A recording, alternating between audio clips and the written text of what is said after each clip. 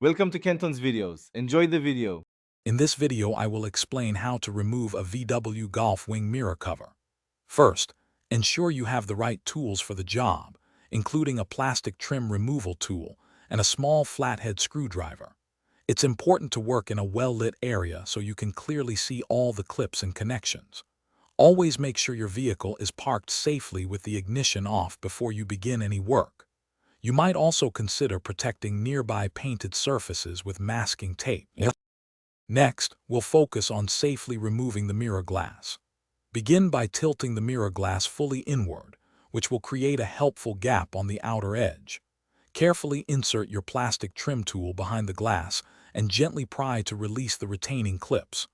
Once the glass is loose, disconnect any electrical wires that are attached to the mirror heating element. Remember to store the mirror glass in a safe, padded location to prevent any accidental damage. Now, let's detach the mirror cover itself.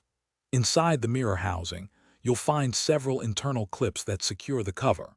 Use your small flathead screwdriver to carefully depress each of these clips. Take your time and work slowly around the entire cover, ensuring all attachment points are released. Once every clip is free, you can gently pull the cover away from the mirror housing. It should come off with minimal force if all clips are disengaged. To reassemble, simply align your new or repaired mirror cover and firmly press it into place until all clips engage securely with an audible click. Then, reconnect any electrical wires to the mirror glass heating element before carefully reattaching the mirror glass itself. Test the mirror's movement and heating function to ensure everything is working correctly.